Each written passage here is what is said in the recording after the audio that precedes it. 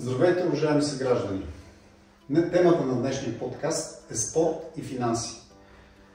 В община Пазарджик спорта и финансите се преплитат по един малко по-различен начин.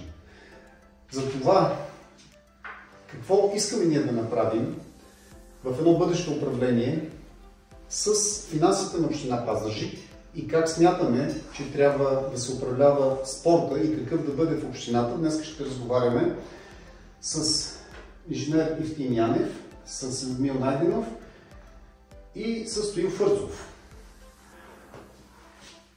Първо ще започнем с финансите. В крайна сметка, без финанси или както беше приказката, кой каквото да ти говори, в крайна сметка става дума за пари. Нищо не бихме могли да направим, ако не разполагаме с необходимите средства. Много е важна темата за това, когато общината иска да постигне нещо, какви са текущите задължения. И това е една от темите, които доста често се върти през последно време в публичното пространство. Ние разполагаме с точна информация. Евтим Янев е бил общински съветник през изминалия мандат. Той беше един от най-активните съветници и, смея да твърда, един от най-професионално запознатите с темата финанси. Затова първият въпрос ще бъде към него. Евтим, би ли казал какви са конкретните задължения на община Пазарджик към днешния момент? Благодаря за това доверие. Аз съм дълги години общински съветник, основно в Сдружението на предприемачите и съм се стремял да защитавам бизнеса в общината, отчитайки това състояние на бюджета, което се намира в момента. Наистина наясно съм по състоянието на финансите на общината и бюджета, който се приема и изпълнява. Задълженията на общината, които са официално признати, са 14 милиона заемни задължения, 8 милиона забавени плащания, които са дължими към доставчици и клиенти на общината. Стават 22 милиона. 7 милиона са усвоени средства от държавни дейности, които са били предназначени за здравеопазване, образование, култура, други дейности, субсидирани от държавата, са отклонени за общински дейности. И една сума от около 1 400 000, която е от продажбата на Абаджиевата къща, която продажба се осъществи. Кандидатите бяха 4, които внесаха депозити по около 400 000 лева. В момента е в съда, обжалва си, поради тази причина не са върнати депозите, но в отчета на бюджета за 2022 година личи, че са ползвани като заемни средства от чужди сметки. Така че сами сметнете, сумата набъбва до около 30 милиона рубли. Това са официалните задължения на общината, които ние знаем. Няма да бъде изненада, ако след промяна на управлението на общината се появят и други вземания, които в момента не са предявени от фирмите, които изпълняват обекти в общината. Това са Сигмастрой, Екохидро и някои други, които изпълняват основно обекти на общината и са постоянни изпълнители на тези обекти. Така че това е състоянието и който ще да управлява общината за бъдеще, трябва да се съобразява с тях и да направи необходимото, така че те да не попречат на развитието на общината. Тоест, ние казваме 30 милиона, но трябва да подчертаваме, че от тези 30 милиона има 7 милиона, които на практика са безлихвен заем, предоставен от държавния бюджет. Те са нещо като револвиращ такъв, т.е. всеки един... може да се преговаря. Всяка една година фактически те се отпускат и това е една практика, която явно е приета и като форма на дотация от държавния бюджет. Ние смятаме, че това, разбира се, не следва да бъде изискано и трябва да продължи или да бъде оформено така, че то да не бъде дължимо, така че хората да не се и гражданите да не се притесняват, че в един момент държавния бюджет ще си ги поиска тези пари. Но аз бих искал да попитам нещо конкретно. Наскоро се завъртя публичното пространство за някакви огромни суми, като задължение от порядъка на 100 милиона. Откъде е ли тази информация? Тази информация има в Министерството на финансите, където всяка община всяко тримесечие публикува поетите задължения, кредитите, които има. Всичко това го има на тази таблица екселска, на която може да се прочете.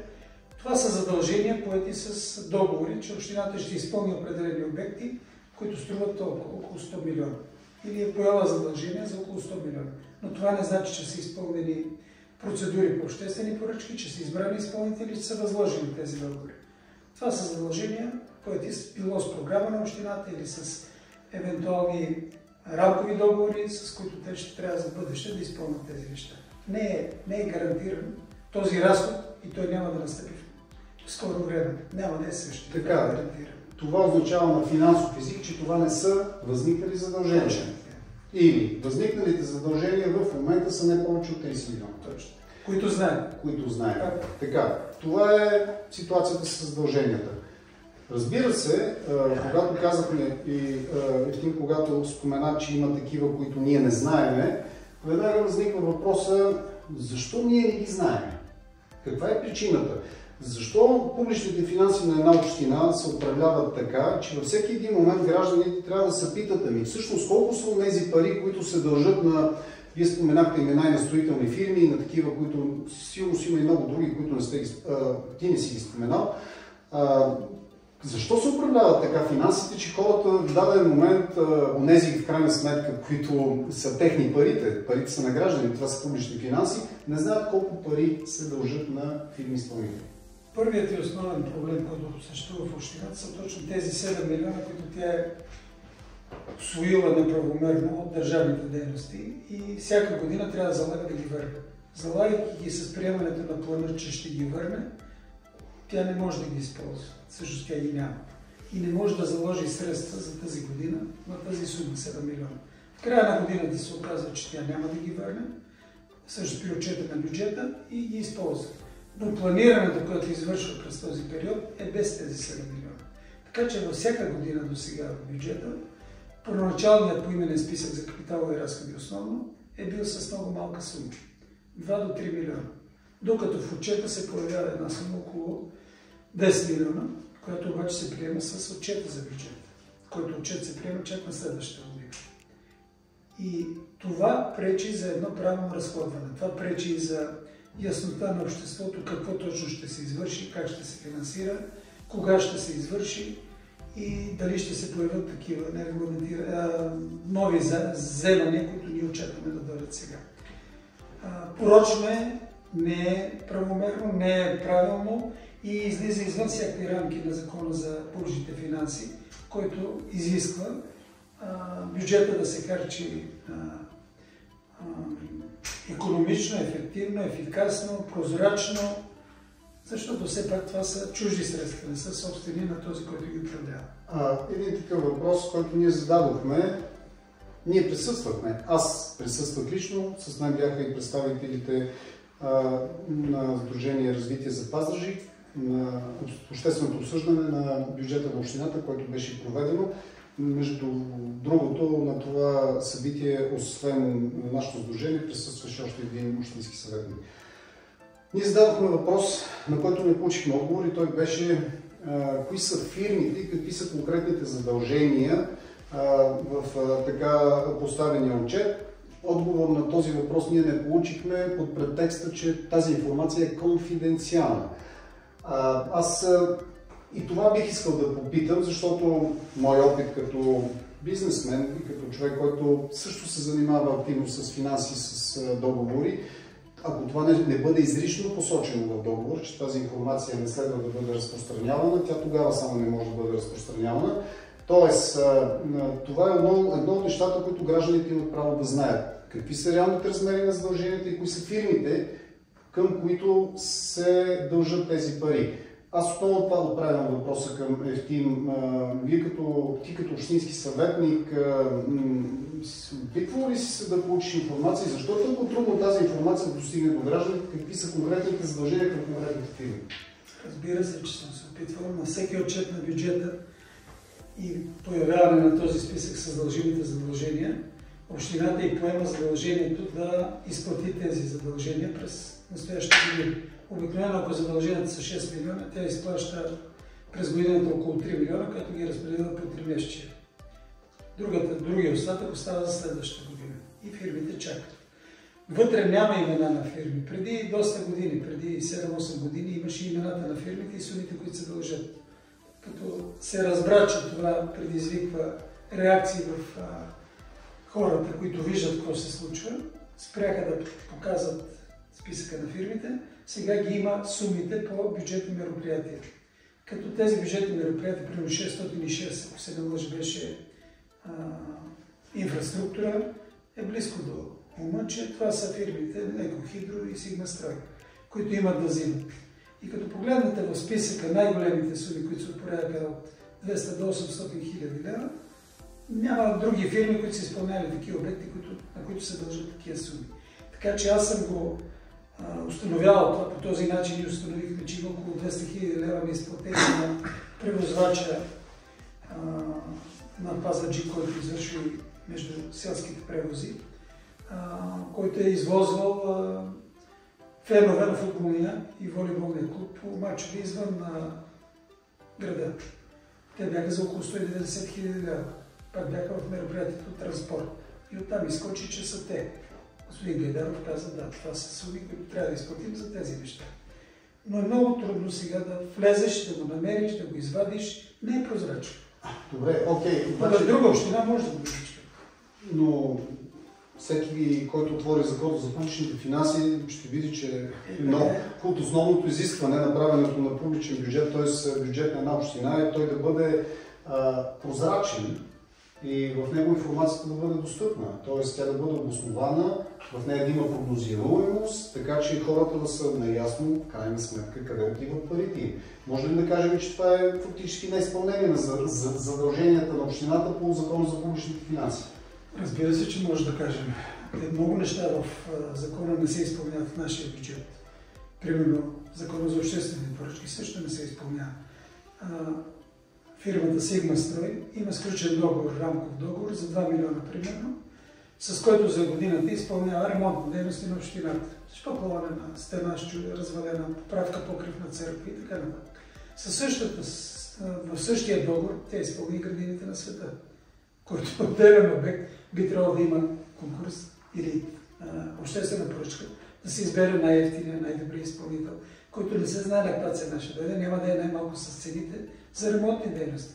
Едно е да шпаклуваш 2 квадрата, друго е да правиш шпакловка на 2000 квадрата, или пък настилка и асфалтна алея, която е дълга 700 метра, или пък изкърпване на гъбки. Така че много неща не са изпълнени, нищо от това, което изисква закона като отчетност, икономичност, ефикасност, ефективност, прозрачност, законосъобразност ние не го виждаме. Аз знам, че ние може с теб да си говорим много дълго на тази тема.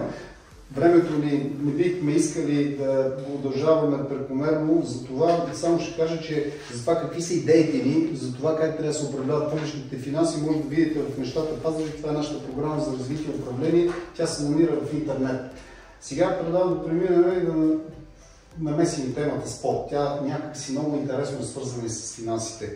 Всъщност, това, което също зададохме като въпрос на публичното обсъждане, нашето сдружение, когато присъствахме на директора по финансите Гайдаров и заместник Метко Петров, беше отправено към тях като искане за отговор, защо след като през 2021 година Агенция за държавна финансова инспекция е ревизирала общината и установила, че има 3 милиона и 400 хиляди лева изхарчени неправомерно за спонсориране на спортни клубове, с искане общината да ги върне тези пари и да прекрати тази дейност. Общината е изхарчила, мисля, че около 4 милиона през 2020. Това е било, да, 4 милиона и 222 година и залага около още... Не, 21 това е акта, но 22 година тя също е изхарчила. Така, 22 година харчи за същата дейност 5 милиона и бюджетирахме, сега, т.е. общината бюджетира през 2023 година да изхарчи по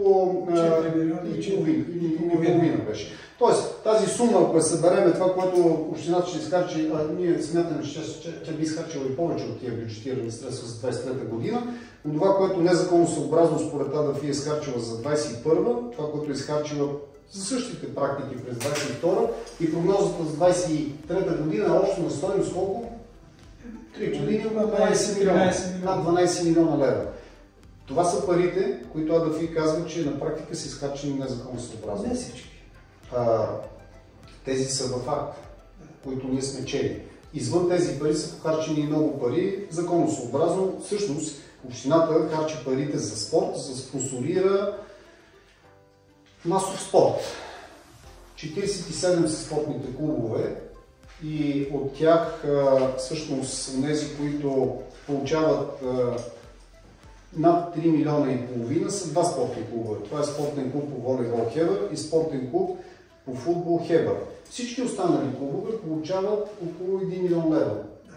Тоест, от всички останали клубове е масовия спорт, децата и това, което е свързано с спорта за здраве и за развитие на спорта, те получават, мисля, че са над 2000 деца, аз не съм сигурен в тази цифра, но сигурно са хиляди децата и там получават около 1 милион. И в двата спортни клуба получават 3 милиона и половина за 2021 година, а общо за 3 години над 12 милиона. Сега, ние искаме да има и високо спортно майсторство, но тук ще отправя въпроса към Людмил Найденов, който е член на Сдружението и кандидат за общински съветник от развитие за Пазарджик с листата на пряка демокрация номер 16. Той професия спортен менеджер от дълги години. Искам да задам въпроса към него, какво мисли и как трябва да се управлява един спортен клуб, например по волейбол, тъй като всички знаем, че той е дългогодишен професионален волейболист. Как трябва да се управлява, така че хем да има високо спортно майсторство, хем и парите да бъдат така и такива, че да са в рамките на нормалното, нека да кажем. Моето мнение, по принцип и с опита, който имам вече 17 години управлявам професионален волейболен клуб, е, че в Пазарджик някои неща не са, как да кажа, нормални.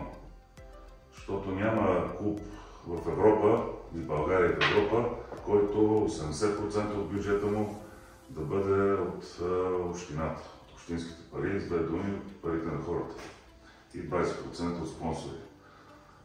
Трябва да бъде съвсем обратното, общината да помага някакъв процент. Аз мога да дам пример с моя клуб Марек, там общината поема 10% от бюджета на клуба. Другите пари са от президента и от спонсори. А тук парите са дават за професионални волейболисти, които според мен и цените им са нереално високи. Много голяма част от тази сума може да се вложи в детско-юношеските школи, където тренират пазарджишките деца най-вече, децата на избирателите, и там да се наблегне на по-добри условия, да имат повече състезания, по-добри специалисти, по-добре заплатени треньори, за да може децата, най-вече, което най-важното, да има всичко за тях. Другото впечатление, което ми прави тук, е, че местните деца, които примерно тренират волейбол, вече завършват училище и трябва да преминат към мъжкия отбор, да играят, не им се дава никакъв шанс за развитие или да се докажат. Просто ги викат само за снимките на календара. Това е, което имам да кажа, което най-вече ми прави впечатление. Може много да говорим, но това е според мен, което не е нормалното финансиране на един спортен клуб, защото няма никъде, може да това е инцидент тук. 70% от парите да са от общината. За тази работа си имат спонсори, президенти на клубове, които трудни да намират парите, естествено общината ще помага. Тоест, високото спортно майсторство е, нека да кажем, нещо, което е характерно и малко повече прилича на бизнес. Макар че волейболен клуб Хебър е лице с нестопанска цел, но той не е общински. Тоест, искаме да уточним, че той е създаден от граждани, които са решили да развиват някаква спортна дейност. И тези граждани са си поставили тази висока цел да развиват високо спортно майсторство. И в този процес тяхно е задължението на хората, които са учредили този клуб, да намерят парите, а не на община Пазарджик. Така ли? Да. Добре. ощетените от това са тези, които не получават истинските пари, това са децата. И не само в волейбола, и за останалите спортни клубове. Всъщност, подобна е ситуацията за футбола. Ние можем да кажем, че на практика тя е идентична. Аз искам нещо да добавя, което съм го видял и всеки гражданин може да го види, ако влезе в търговския регистър. В община Пазарджик е практика учредителите на двата спортни клуба, или по-скоро участниците в управителния съвет, да бъдат и общински съветници. Аз не знам дали това е правилно. На мен ми изглежда като някаква форма на конфликт на интереси. Мисля, че в акта на ДАДФИ този въпрос до някъде е засегнат, но си заслужава тази тема много внимателно да бъде разгледана. Защото когато хората, които гласуват за отпускането на едни пари, които АДФИ е казал, че те са незаконосъобразни, са същите, които харчат парите в тези клубове, аз лично това го наричам конфликт на интереси. А би могло и някоя институция да го определи като нещо по-различно. За целта е работа на съответната институция. Между другото, акта на АДФИ е предаден на прокуратурата за становище дали там няма някакви данни за престъпление. Ние не знаем какво е развитието, не сме получили към настоящия момент информация. Бих искал да попитам Стоил Фърцов, който е футболен треньор и менеджер, фактически управител на малък спортен клуб, който също е лице с нестопанска цел. Това е футболен клуб Пателеница. Нещо съвсем конкретно. Колко пари получавате вие от община Пазарджик като спонсорство годишно? Ние лично от община Пазарджик като футболен клуб получаваме около 10 000 лева на година. В това число, ако имаш детски юношески отбор един или два, извинявам се, другите отбори получават малко по-малко, мисля, че около 8000 лева на година. Тая връзка искам да спомена, че тези пари не са достатъчно и ако няма спонсори по селата, много трудно ще се издържат отборите. Тук една година и половина даже има забавяне от общината. Тези пари ги пускат на 6 месеца.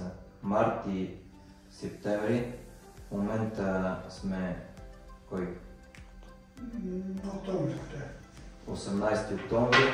Лично за второто 6 месеца не сме получили и 1 лев. Има спортни клубове и най-вече и футболните клубове изнемогват, искат някои отбори даже и да спират участие.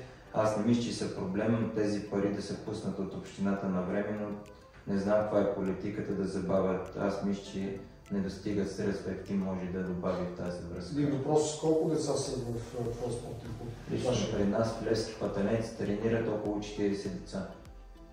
Тоест, той е детски клуб на практика, макар че той е клуб за футбол мъже, които се явяват в съответно регионалното първенство, но основните,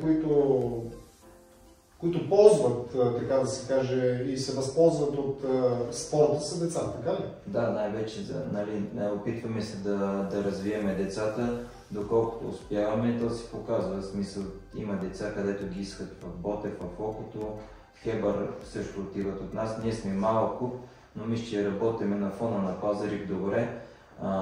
Пак ви казвам, ако не са спонсори и родителите да се поемат такси, екипировка, много трудно ще се издържа с тия пари, защото дигат и такси, и сота дигат, и съдийските миналата година дигнаха.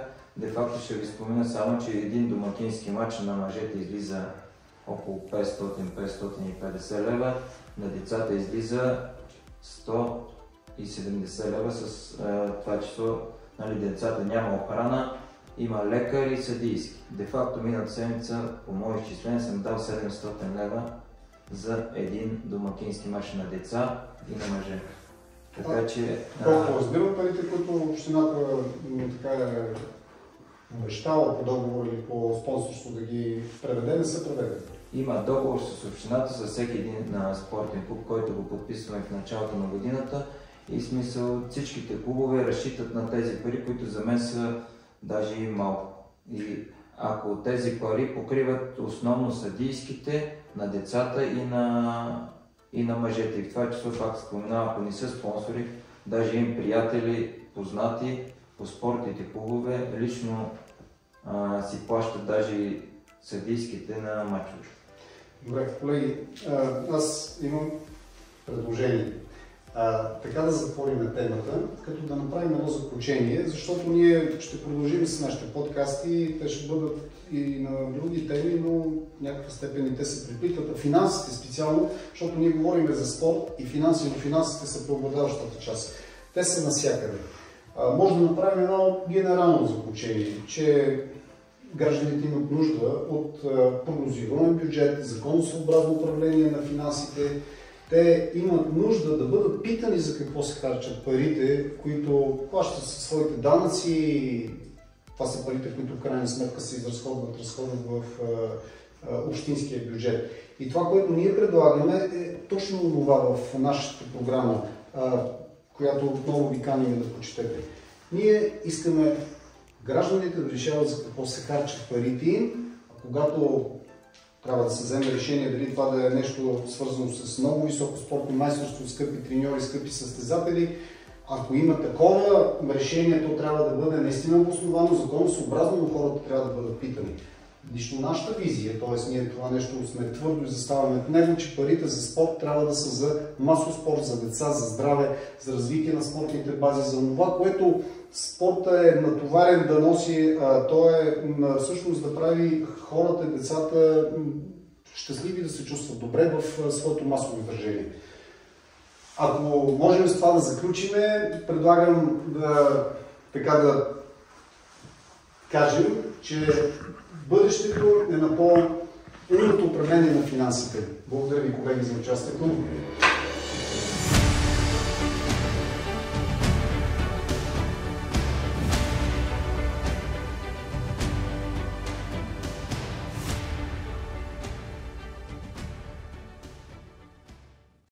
Купуването и продаването на гласове е престъпление.